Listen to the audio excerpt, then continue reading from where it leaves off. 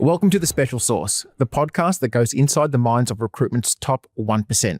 We're your hosts, Chris Perdikis and Lee Jones, the founders of Sorciety, the Rec2Rec agency connecting elite recruiters with elite opportunities. Each week, we sit down with agency recruiters who are billing big numbers annually to uncover what really drives high performance in this industry. It's no fluff, it's no filters, it's just real conversations with the best in the business. Welcome to this episode of The Special Sauce. We are really excited for today's show. We are joined by the one and only Dale Young from Sharp & Carter. Dale, welcome to the show. We've got a lot to cover today, but just for the audience out there, there's a few things specifically we're looking to cover off. So firstly, I think a lot of people out there who have followed the Sharp & Carter story are really keen to know a bit more about how you've managed to grow such a successful team so quickly. We want to talk about leadership in recruitment and more specifically your style. I also want to talk about your background and upbringing and how you feel that's given you a bit of a competitive advantage in the recruitment world. And also, having recently moved from Melbourne to Sydney, we want to talk more about, I guess, what you've seen in the market and the differences between both of them. So, mate, welcome to the show. Thanks very much, gents, for the warm welcome. It's great to be here. It's good to have you. First time podcast? Yes, popping the cherry today. Good stuff. Try not to mess it up. Yeah, we've got about 13 listeners total, so excellent. Hopefully they enjoy the show. But maybe with you on here, we boost those numbers up. So my professional failure here will not be too widespread. Nah, it'll be all right. It'll be all right. We've been going at it for a while, and all we do is cop crap from our mates, but we're getting there. Oh, mate, it's good to put yourself out there. Fair play to you. Beautiful. So, mate, let's kind of start early days for you. I think I'd known you for a little while before I realised about your career prior to recruitment, which is a little bit different. So started as an industrial chemist, then into recruitment with Michael Page for about 4 years, 8 years with 6 Degrees Executive, and more recently at Sharp & Carter. But let's go right back because you spoke to us in a previous conversation just about your upbringing. Yep. And how you feel that really contributed to your success now as a recruiter. Yep. And as a leader. Yep. Tell us a bit more about that. Yeah. So I might just start by I'm born and bred in Bendigo, so yep. A good country boy. I think just being from the country has kind of helped in just meeting new people in whether it's Melbourne or Sydney or just walks of life in general. So that's certainly one part of it. But yeah, great family. As I've gotten older, I probably did realise some of the competitive advantages that my family upbringing has given me.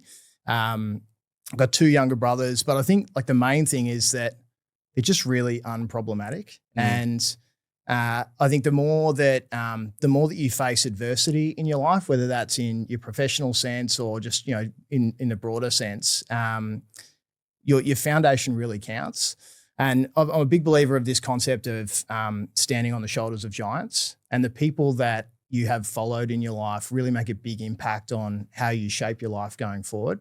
And yeah, again, like if as I've gotten older and met other people and met other colleagues and spent time with them, it's really interesting to hear their stories, and many of them have not had the same advantages as I have. And it's not about, you know, we certainly weren't wealthy. We were, you know, classic middle class, grew up on a little hobby farm, 2 younger brothers, a particularly competitive middle brother, which I think helps kind of drive me in a way.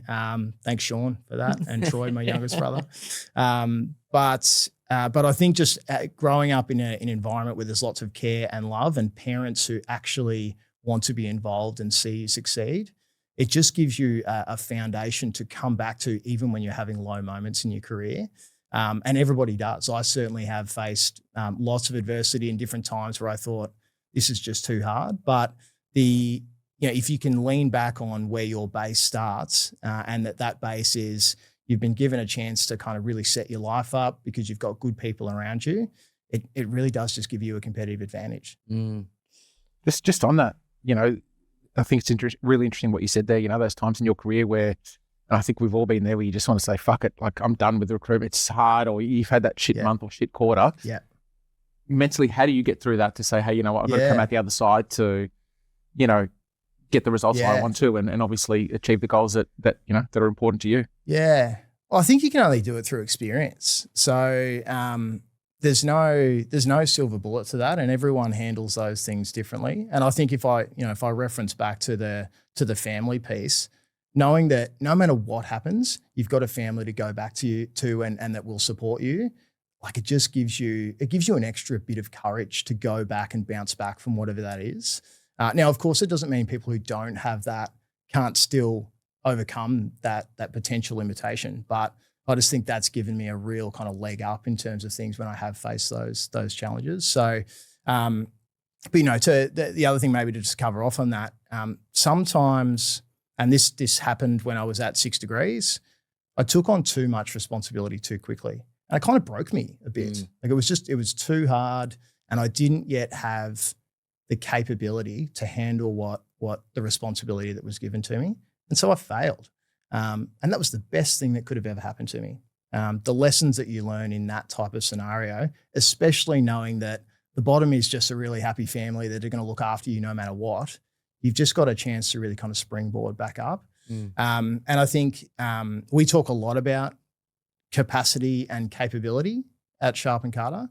And I think, your capacity is really built around how much time and energy you've got to put into work. And that changes over time. The more experience you have, the more your capacity changes, but also then other factors come in. So, being a parent, and I'm a very active dad. I love my 2 kids and I spend a lot of time with them, but that limits my capacity at work to some degree. And being able to combine that with your capability, where even though your capacity becomes reduced, your capability to take things on and handle more responsibility and more challenges, if those 2 things are kind of in balance, you can still be really successful. And I think this is particularly pertinent. Most of our partners at Sharp & Carter are handling young families. So that juggle to figure that out, to make sure that they can still operate at a really optimum level is very important. Yeah, that's. I think I remember that when we spoke last time, when you spoke about capacity, and definitely agree. Like I think, my wife and I, we had a baby recently. I think our kids are pretty similar ages. Yeah. So my boy, he's going on about 7 months now, and definitely capacity. Capacity has changed. Yeah. And I think, definitely we've both seen it when you manage teams and you've got people from so many different walks of life. Yeah. Yeah, I guess they're a product of their environment, whether it's their upbringing or they've come from overseas and they don't have that immediate family here on call. Like the capacity changes, and I guess as a manager, you probably have to manage the ebbs and flows that they go through. Yeah, that's right. And I think, I'm sure we'll cover off on, what makes me a particularly good leader in those sorts of scenarios, but I live with a great deal of empathy, and I can reference some various kind of testing and otherwise that we've done around kind of the psychological aspects of all of that. But I have really high empathy, and that ability to put myself in the person's shoes and try to understand and try to walk their path and recognize what's probably going on in their world. Again, it just gives you a greater appreciation for maybe what they're facing. You can never fully understand it, but the intention to try, and that they know that you're attempting to try, and I see you, I hear you, and I do understand to some degree what you're going through. Just it makes them feel as though you're in their corner, and you are, because you do want them to succeed, because we are trying to lead from a place of care. And I think that's kind of really held me in good stead over the years. Yeah, and I think, having that empathy is a really good trait as a manager. I think, I guess the question I have for you is, we also work in a really results focused industry. Yeah. Right. So you can have the empathy, but how do you balance that between having empathy but also driving, let's call it high performance and results? Yeah, it's such a good question. And I think I'll do my best to articulate this, because it is really complex. So caring and having empathy for a person is very important. You want to start there, obviously. But we are in a commercial business. Like we do need to generate revenue and make profit and make our shareholders happy, largely who are partners in our business. I think as soon as you start to recognize that the individual that you're talking to, who you're showing care for, they probably have a family, they probably have some sort of dependent in their life, and their objectives are to generate financial security and a lifestyle for that family, getting them back up to a level where both parties can actually achieve what they're trying to from this relationship is really critical. I think it's very easy to confuse, and I've worked in businesses that talk about family culture or we're a family at this organization. And I kind of jar against that a little bit because I have a family and they're at home in Roseville in Sydney right now. Now I go to work for that family. I don't go to work for anyone else, my boss or otherwise. And so recognizing that other people in that organization are largely doing the same thing, finding that middle ground to help them get back to a point where they can equally create financial wealth and security and a lifestyle that suits their family. As soon as you've got that mutual understanding, you've got a chance to move forward. It won't always work, unfortunately. That's the nature of it. But even if it's not working and that person ends up departing, making sure that they depart with respect and knowing we still care about them as an individual, I think has kind of largely led to Sharp and Carter having generally good leavers. Even if we do lose people, they leave with positive feelings about the people they've worked with at Sharp and Carter. Yeah. It's so important, right? Yeah. Speaking from a Rec2Rec perspective, obviously it's a candidate short market, right? Yeah. In recruitment, as it always is. But that ability, I guess for people that leave the business for whatever reason, to leave that good impression and still give that good feedback in market to their, new colleagues, mates in the industry, it's so important, right? And you see so many businesses, unfortunately, still have that old school approach, right? Someone's been there maybe 4 years and they move on for whatever reason and it's cracked their shits and bar them from LinkedIn and we're never talking to them again. Yeah. And it's kind of like, well, that's just a waste of a relationship, isn't it? It is funny that our industry, which only exists because people change jobs, doesn't always handle people changing jobs in our industry well. Yeah. But I get it. And again, showing empathy for those people, somebody leaving their business is really detrimental commercially for their business. That's recruitment doesn't have assets like a manufacturing business does. We don't have a production line. We don't have a product that's being produced at the end of that area. We only have our people. They are our only assets. So you can reference company brand and those sorts of things, and they're not immaterial. But ultimately, retaining your recruiters is the number one reason why your recruitment business will continue to grow. And if you lose them, you lose that asset. There's no other way around it. Especially if you're a heavy perm business, we get all the time, agencies saying, hot desk. I mean, you've said it plenty of times, right? Hot desk is the biggest lie, known to man, because the business walks out the door more often than not. Businesses don't have relationships with each other. People have relationships with other people. And as soon as I think, and this is why I think the Sharp and Carter has attracted people at, a certain stage of their career where they're, maybe they're considering starting their own business. Maybe they don't fully want to take that leap and, put the house and mortgage at risk and all of that kind of stuff. But it gives you a real opportunity to start something with real equity and real kind of ownership attached to that, with the financial security of a larger established business that can support you on that front. Yeah. But those people have recognized that they are the value in their business. The desk that they run, the market they operate, they're the value. People gravitate towards them, not necessarily the brand. Again, the brand has some material value. I'm not saying it's worthless. It's certainly not. I've worked for some great brands and they're worth lots of wealth in market, but the individual certainly trumps that overall. Yeah.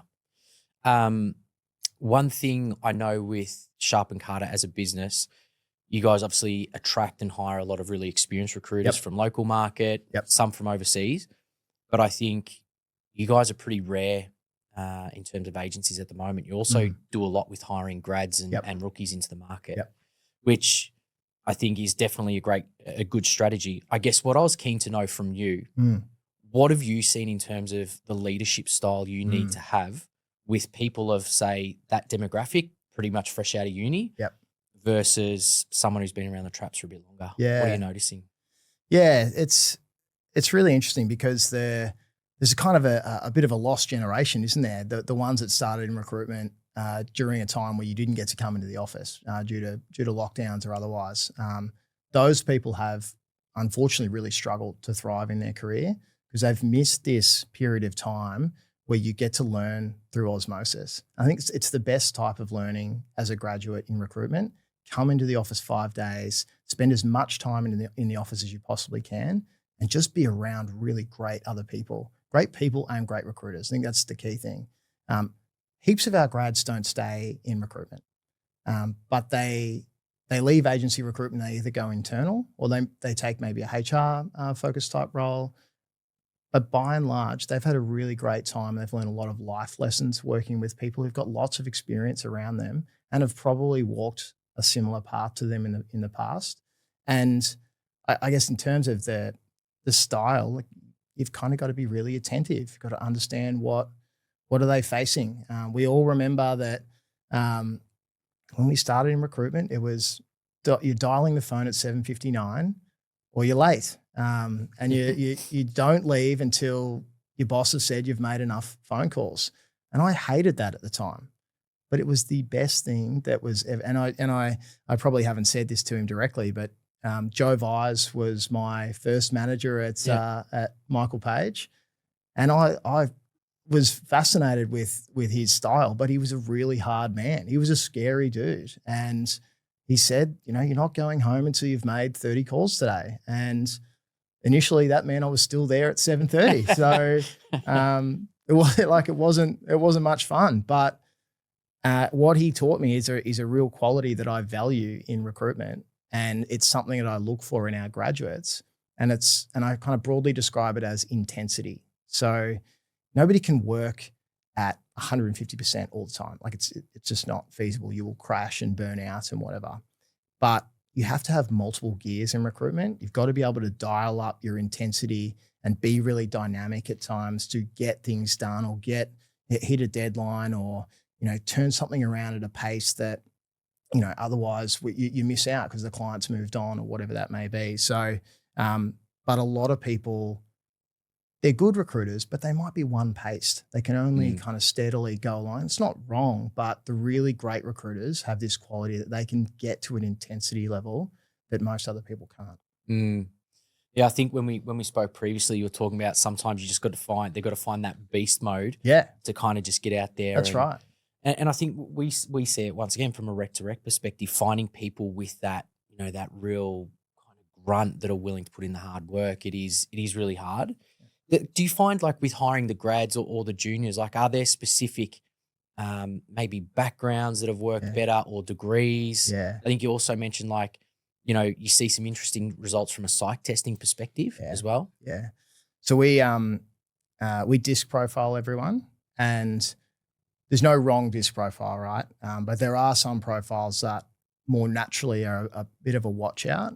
If you're a high C type personality and very focused on accuracy and black and white, recruitment's pretty hard because there's so much stuff that's ambiguous and in the grey. So that profile, we really kind of, we're a bit wary. But the other ones, there's no specifically wrong sort of profile in that front. We also do a sales-based training, which is a new thing for us, but it's given us an appreciation for people who can recognise needs and then sell against. It's a really important quality in being able to listen attentively and then reflect what is potentially a solution. Yep. And people who've scored low on that, our evidence suggests that they do struggle ultimately in recruitment. They might be good job fillers, but the ability to win work and get deals done, we've typically found that they've struggled a bit more. But I think I'm a little bit biased just for reference here. I love people who've worked in quick service retail. People who've worked at a McDonald's or a KFC or this type of profile of restaurant. Firstly, it's not a good job. Like it's not fun. Did you do it as a kid? I'm a KFC. I was Hungry Jack's guy. Yeah, Hungry Jacks. There you go. Yeah. So paid $4.54 an hour and had to pay for my uniform out of the first few weeks of time. I joke with, and this kind of back references to my family. I'm pretty sure my mum lost money on driving me from our hobby farm out of town into town to work at KFC for $4.54 an hour. But it was a lesson. She really valued the life lesson I was getting out of it, and for that, it was an investment in me and my development. But the thing I like about quick service retail is you're working for a global organization that's got great systems and process. Like you do get really well trained, and you get trained to do something in a particular way because they know it's the best way. You also kind of have to show a bit of grit and resilience because it's not nice. Like cooking fried chicken as a 15-year-old is not fun. But you learn that, hey, this is what it takes. There's a reward at the end of it. And at the time, it was just a pure monetary. I got paid some money that I could then go and buy some things that I wanted. And so I think, and the other thing perhaps is you work with people that are around your age. Like largely people who work at quick service retail, there's not too many people that are older than 30 or 35. The store manager might be a fraction older. It's really similar to what you experience in recruitment. It's a younger person's game largely. There's probably less people that are still recruiting in their 50s and beyond. So you get an appreciation for working with people that are like you, but coming from different walks of life as well. So someone who's kind of had that background typically gets a little bit of a favorable look when I'm assessing them. Yeah, right. In Canada. I'll start taking more note in the drive-through. Something else I wanted to talk to you about that I think Chris and I both found really interesting when we spoke to you is perhaps, let's call it some of the in-house resources Sharp & Carter has as a business, I guess, to help support its staff. Yep. Talk to us more about some of the things that you have that are pretty cool. So we invested in a really key leadership hire a couple of years ago. Fiona Lau, she's our high performance and wellness director. I'm pretty sure this idea was borrowed from a TV show, which I haven't seen, but you guys might have come across this. So, but we broadly identified that people are sitting somewhere on the spectrum of either surviving or not, right up to really thriving. And it's roughly a bell curve. You've got a small percentage of people that are truly thriving and excelling in their role and really kind of taking the next step for themselves in their career. There's a cohort that are above the average and trending towards that. So they're doing really well. They're in a good spot and they're tracking towards success. And then there are a group that are below the line. And I think we, initially when Fee joined us, there was some real work to focus on how do we get the people that are in the below the line, the 25% that are just below the line, how do we move them back up above the line and get them thriving again? Because if we leave that too long and that stagnates, they will slip further down the path. Because generally, and some people will get themselves back out of it because they've got, maybe they had a good upbringing or maybe they've developed personal strategies and they're really comfortable with their self and they can find a way back out. But a portion of people are going to fall back into this category where they're probably going to leave because they haven't been able to deal with whatever it is that's causing them to not thrive. And I think we've recognised, and part of Fee's role is providing education that for most people, the reason they're not thriving at work is something that's going on outside of work. It's in their personal life and it's in their home. Now, it's not our place to tell them what to do in their own home, but we can provide education and support to help them make choices that give them a better chance to turn up on Monday morning and do well at work. And this is a really kind of profound shift for where we're trying to take the business. Because again, if we think about what are our assets are our people. And again, if I use the manufacturing analogy, we want to do some preventative maintenance on our production line. And we want to make sure that group of people are getting the care that they need to get them back into that thriving category. Now, as we've kind of built, and Fee's built some amazing programs internally that are kind of supporting that. She also does a range of one-on-one sessions. She does some crisis management, and we still have an external EAP support, but this is an in-house resource that we can draw on as we need.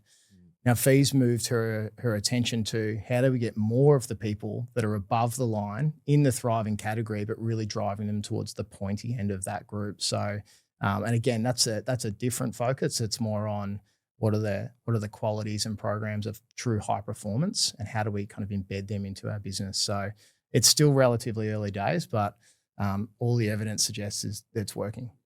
How did you guess on that? Because I've never heard of another, certainly recruitment agency, I don't know if you have, but that has a system or a program in place like that.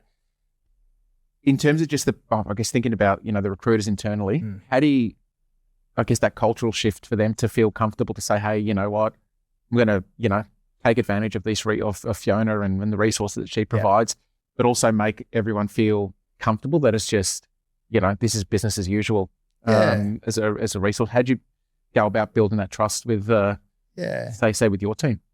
Well, I think it comes back to choices, right? So there's a period of time where we can provide a choice, and we encourage people to go and see Fee and to book themselves in for a session and to use that resource. But naturally, some people are pretty close-minded to that stuff and they don't do it. But if performance doesn't change, part of our care factor here is saying, look, unfortunately, you've lost the right to not do this if you want to continue working here. Now that sounds pretty hard line, but ultimately we hit a nexus point with, if somebody doesn't change their behavior, it's only going to result in one outcome. And we don't want that outcome because we care for that person, and we think they're terrific at their job when they're operating at the level that we know we can. And so we give them a choice. Go down this path and engage in the program that Fee's got available. If not, we're going to have different conversations. So, and again, as soon as you kind of put that in, what's the best for the individual, but also what's best for the organisation, becomes really clear what the path is. Yeah, I think it's pretty unique. I mean, you said there, it might seem like a hardline approach, but I mean, any other agency would just pretty much say performance management or out the door. Yeah, this is your choice. So, and I think the important point to make is we're getting this before it becomes a performance management discussion. Because if you've hit that point, it's hard to come back. And I think about, if we go back to that spectrum that I just talked about, 25% really at the elite level, 25% that are thriving, then you're below the line, that people who are surviving and potentially sliding back. The really bottom 25%, it's nearly too late. We've left it too long, and they've left it too long, and we probably haven't dealt with something that we should have caught earlier. And this is kind of, that's the point where, we are talking about performance management or an exit. So we're trying to get that group that have gone below the line and get them back above the line before it becomes too late. That's good stuff. It's like I said, it's a massive USP, I think, from a talent attraction perspective. And I can't think of any agencies doing it. It's almost like a sporting club type mentality. Yeah, like we've spoken about it before. So many different analogies or comparisons you can use between sporting world versus recruitment and high performance. Yeah, and some of them are overstated, but I think what football clubs or sporting clubs in general do is put really great resources around their assets, which are their players. Yep. And there is some real similarities in the assets we're trying to put around, the resources we're trying to put around our assets. Yeah. So, Let's talk a little bit more about, I guess, you from a, not so much a leader perspective, but a recruiter and a biller. Yep. We spoke about it, and I think you had some really good, billing years. Definitely. I think some of the numbers you told us were really good. But then you also spoke about how, it's the leadership component of the role that really lights you up. Yeah. So I guess, when was that stage of your career that you realized that's part of what I want to do and the path I want to go down? Yeah. There's a couple of again, some of this stuff I learned after the fact. I actually read a book recently called 10 Times is Easier Than 2 Times. And it really solidified something I think I'd done inherently in my career. And it's figuring out, if I want to bill $1 million, I could just work harder, and I probably could do it. It'd be hard, but I probably could do it. But it might cost me something else, like my family, or there'd be some sacrifices that would be made. So that's kind of not really that appealing. But if I wanted to bill $10 million, well, that's impossible. I can't do that on my own. The only choice I could make in order to generate $10 million worth of revenue is actually attract really great people. So as soon as that became clear, it became very obvious that I didn't need to bill more than kind of $600,000 or $700,000. I just needed to find great people who wanted to do this with me. And I got way more excited about seeing them also bill 6, 7, 800,000. I've had people bill 900,000 in my team. And part of my attitude there is, if I can attract the right people, lead with empathy and give them support and guidance in whatever way that they may need at the time, and frankly, get out of their way. The better people you can attract to just let them do great things because you've given them a solid foundation and a safe environment to do it, the far more successful you'll be in the long run. Now, I'm not at 10 million revenue yet, but I've got 15 consultants across 2 states that are well in their way to taking us in that direction, and we'll continue to grow. But I think fundamentally, attracting and retaining great talent is what I value most in leaders in recruitment, and it's what I have tried to really focus my career on. And again, as soon as you kind of consider, well, I can't do this on my own, the only path for me to get to that level is to take some really different actions. It's not about attracting more clients, winning more work, billing more money personally, because I'll still never get to $10 million if I tried to do that on my own. The only path is to attract great recruiters and give them a space for them to succeed. And that's largely been my focus, particularly since I got to Sharp & Carter, because the model really supports that.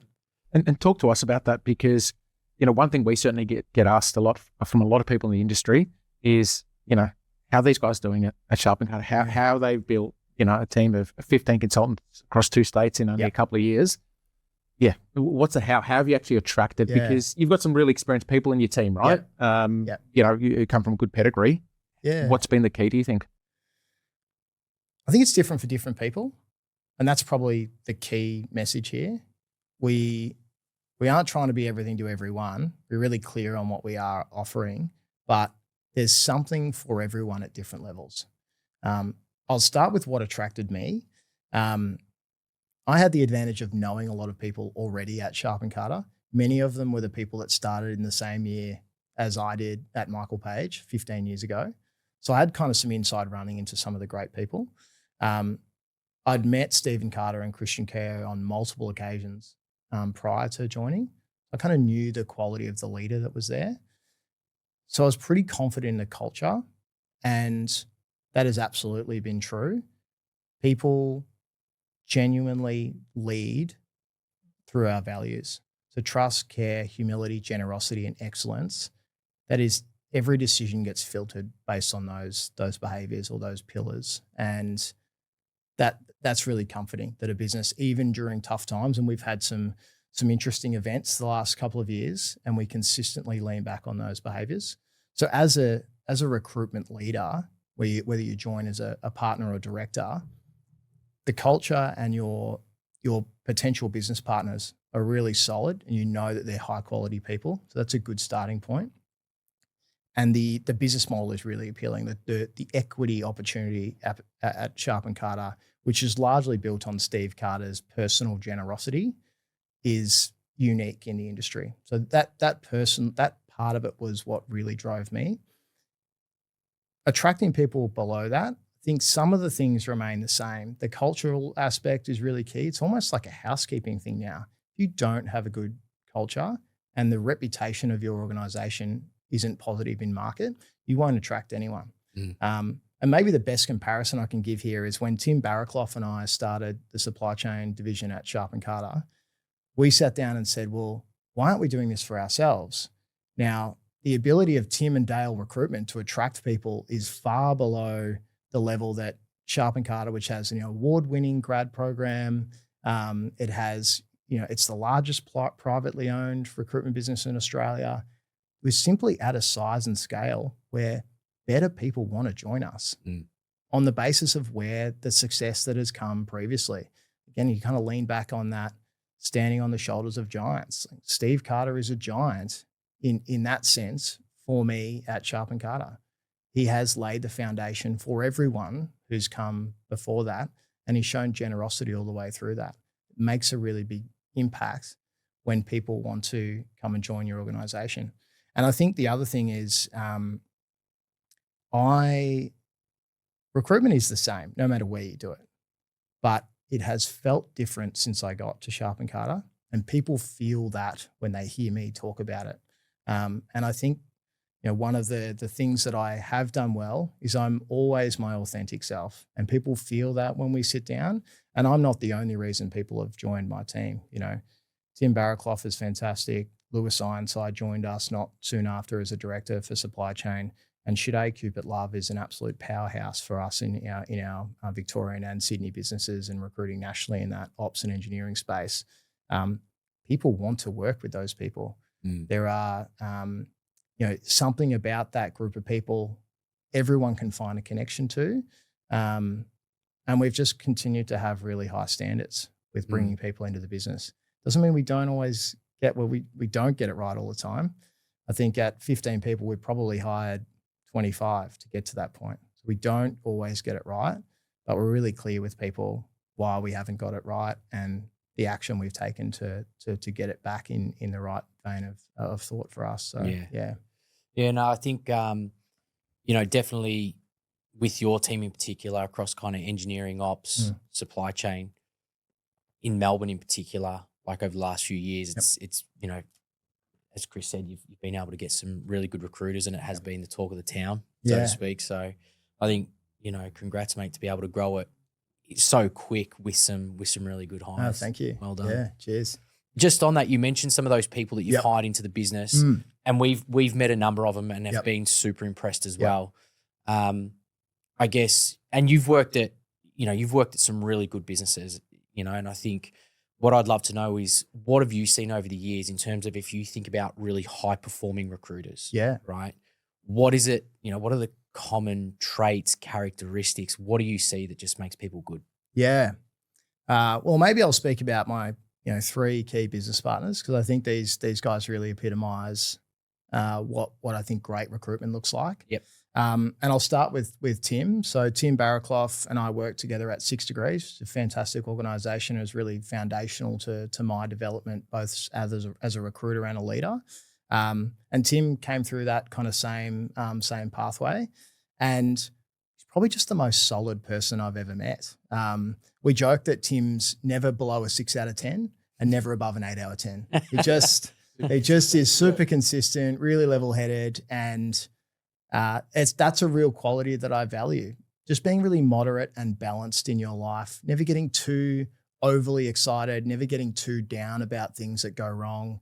And in fact, Tim's been fantastic when things have gone wrong, because stuff goes wrong all the time. And having someone who you can look at and go, geez, I'm glad I'm doing this with you and that we're in this together. And that it just makes all the difference. It makes it more fun. Yep. And it's only gotten more fun when, Lewis Ironside joined us and that Shade Cupid Love joined us, who are other 2 directors in the business. Lewis is probably the most naturally gifted recruiter I've ever met. He is highly charismatic. He has a magnetism to him that really kind of just draws people to him, whether they be colleagues or customers. And he's just a natural deal maker. And he's just a beautiful human as well. So, again, one of the most naturally gifted guys I've ever met.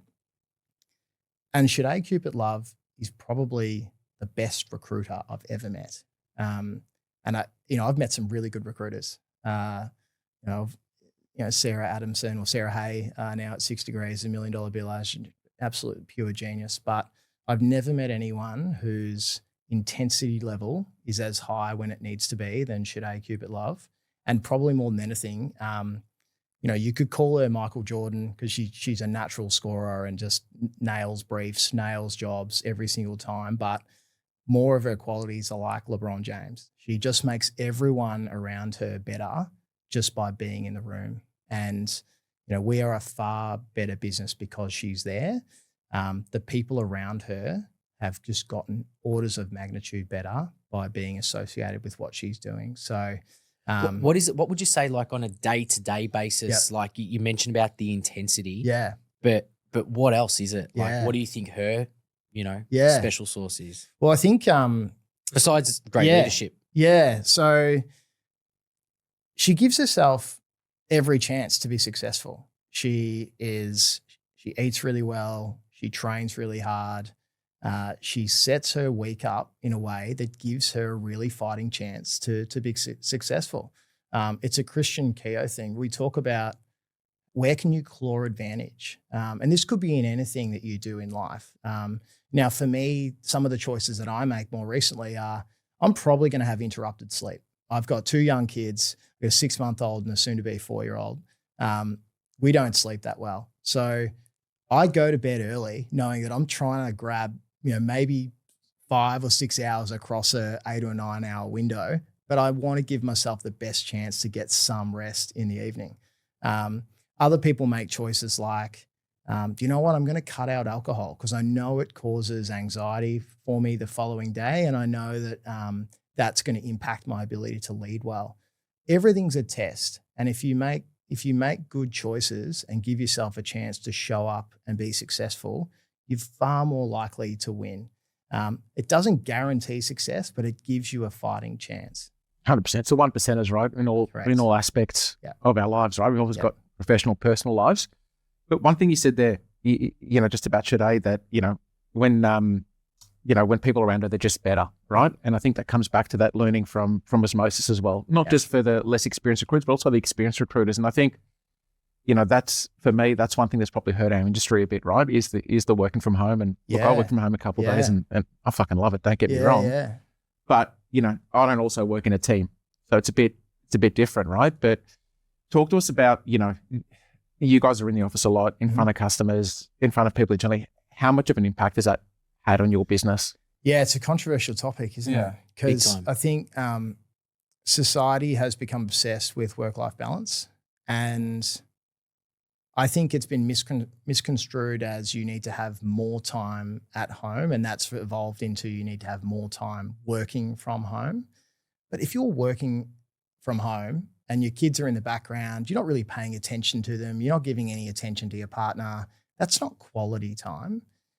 And I think you're actually just taking yourself away from the people you should be focused on right in that moment. And that's the people that you work with or your customers. And so we don't have a mandate. We don't have we don't have any fixed amount of days in the office, but we're really open that people who are in the office will be more successful. They get what this is about. This is a customer and people facing role. The more time that you're in front of people, whether it's be team members or your customers, the more successful you will be. You can't tell me that someone sitting at home behind a Teams call is going to be as impactful as someone who's driven out to the manufacturing site and has sat down with the site manager and trying to understand the issues they're having with their production line. Okay. They just will not be as successful. They've got very little opportunity to win in that scenario. So I think and probably the other knock-on effect is that people that you have asked to come and work with you, they don't see you. So their ability to get access to the experience and learnings that you've got is just far more limited. So I work in the office every day, not because I'm some sort of hero, but I just know that will help me grow my business and improve my people faster than if I sat at home in my home office. Yeah. And I think that's, just in terms of this whole podcast series that we're doing, that's one thing across all sectors that everyone's, all high performers have said, right? Whether recruiting in manufacturing, in tech, in accounting, in sales, whatever, I'm in the office and I'm in front of my clients or candidates, right? They're the ones that ultimately make us our money. Yeah. I think also with colleagues. Oh, 100%. And that was my next point, right? It's, everyone always talks about, I think when we're speaking to, recruiters as candidates, I want to go somewhere we can learn, develop, right? And that's natural. We all want to get better at what we do, regardless of what stage you're at. The only way you're going to get better is by being in a room full of people who are better than you. It doesn't matter if you've got 1 year experience or 10-year experience, there's always someone better. Yep. And I think, you said something early on. It was the same, I think, in our careers as well early on. Yeah, it was uncomfortable being in a room where, you got that 5 or 10-year recruiter that's just miles ahead of you. You can't compete.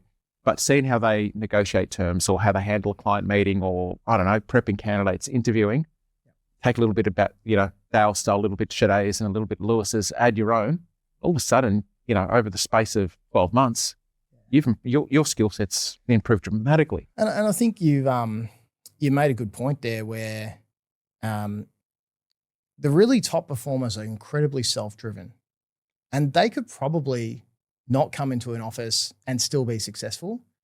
But the general broader population in recruitment, they're not broadly as self-driven or motivated or willing to do that extra discretionary effort because it just isn't naturally inbuilt into them. Yep. We used a sporting analogy earlier, like the best people in any part of their field are wildly self-driven and motivated and have something else that gives them a competitive advantage. They're doing all of the extra things. But most people, they don't. They might be very good at it, but they don't go that extra mile, or they rely on somebody else to be doing it next to them to push them that extra 5%. You don't get that when you work at home. No, true. How long ago was it now that you moved up to Sydney? I'm 6 months in the city. 6 months in. Yep. So Victorian, moved up to Sydney a little while ago now. I think there's always a lot of talk about the differences between the two. And it's normally Melbourne people saying Melbourne's better, Sydney saying Sydney's better. But from a pure, I guess, let's call it work or market perspective, what have you noticed across, what differences do you see across the two cities? From a recruitment standpoint? Yeah. Not so much they got better weather here, better beaches, but more so, recruitment. I think it's interesting. There's probably, I think we've got less high quality recruiters in Sydney compared to Melbourne. In your particular space? Yeah. Or just in general? It's probably more of a general statement.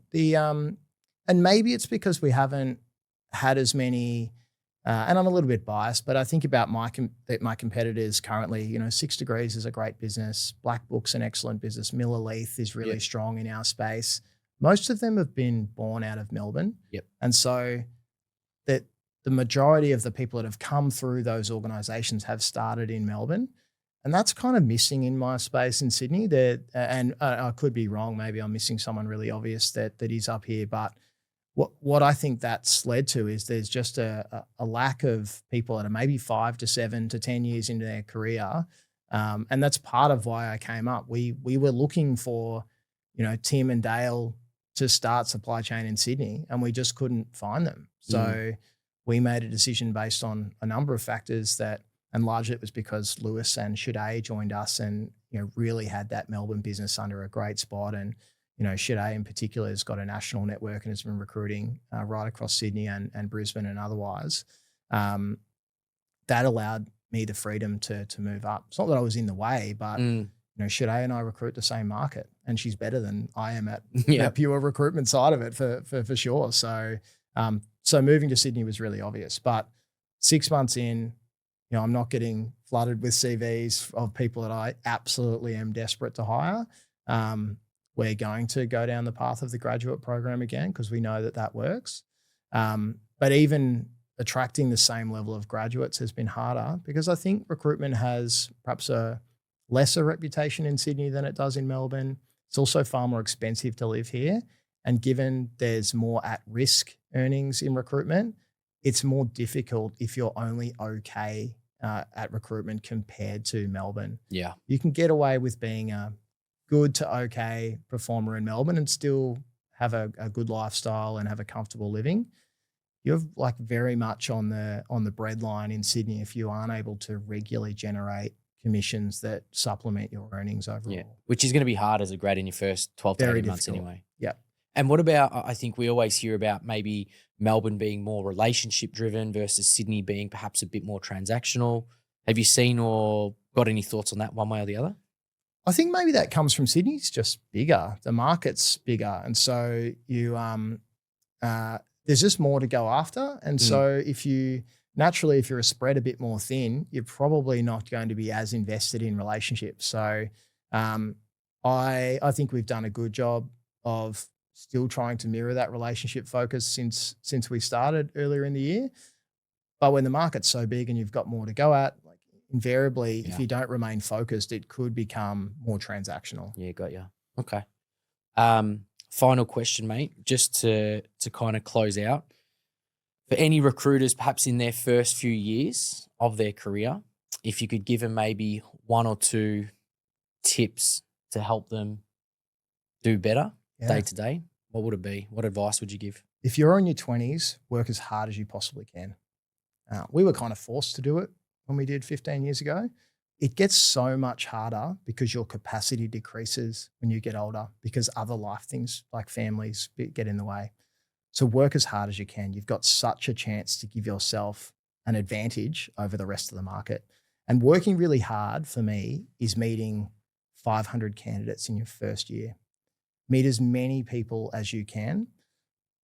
And I stumbled on this by accident, but when you realize that the labels of candidates and clients are kind of irrelevant, they're all customers, they're all people, and they're just at a different life stage of their career journey. Sometimes they'll be looking for a job, sometimes they'll be looking to hire people for their team. If you can really invest in what is a much more personal relationship on the candidate side, you'll set yourself up for the future.